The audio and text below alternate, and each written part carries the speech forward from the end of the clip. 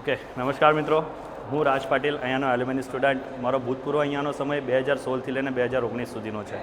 આ 2016થી 2019 સુધીની જે જર્ની છે એની તમને શું વાત કરું હું. અહીંયા એકેડેમિક રીતે, કલ્ચરલ રીતે, પ્રોફેશનલ રીતે, ઇવન સ્ટાફનો cooperation literally it's too awesome. અહીંયા જોવા જઈએ તો એકેડેમિકમાં બધી જ રીતના આપણને ઇન્વોલ્વ કરીને એ લોકો આપણી પાસે કઈ રીતના આપણું એકેડેમિક યર્સ આગળ વધીને આપણે એકદમ એક્સપર્ટ થવા જોઈએ એ રીતના પ્રોપર ધ્યાન આપે છે.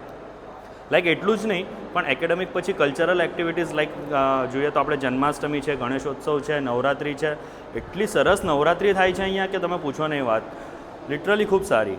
ત્યાર પછી આપણે જોઈએ તો ઇન્ડસ્ટ્રીયલ એક્સપિરિયન્સ. ઇન્ડસ્ટ્રીયલ્સમાં એ લોકો લિટરલી જોવા જઈએ તો કોલેજમાં એકેડેમિક અને કલ્ચરલ્સ બસ એટલું જ એના પર જ ધ્યાન નથી, પણ એ લોકો ઇન્ડસ્ટ્રીયલ એક્ટિવિટીઝ તરફ પણ બહુ ધ્યાન આપ્યું છે મારા પર. ને જ્યાં મને મારું પોતાનું પર્સનલ એક સ્કિલ એવી હતી કે લીડિંગ કરવું જોઈએ, મને પોતાને ખબર હતી મારે કરવું હતું એમ, ને એના પર પણ એમણે મારે ઓવરઓલ ડેવલપમેન્ટ માટે ખૂબ ધ્યાન આપ્યું મારા પર.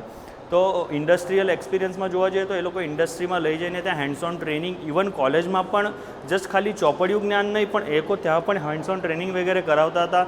ને હેન્ડ્સ ઓન ટ્રેનિંગના બેઝ પરથી હું એટલું શીખ્યો છું કે આજે મને બહુ કામ આવે છે.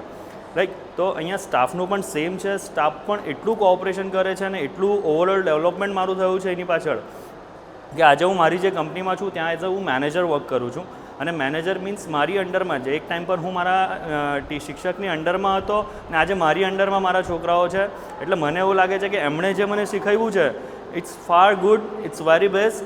કે એમની જે લીડિંગ સ્કિલ મને મળી છે એ લીડિંગ સ્કિલ હું મારે ત્યાં કંપનીમાં યુઝ કરું છું ને, લિટરલી ઇટ્સ ઓસમ.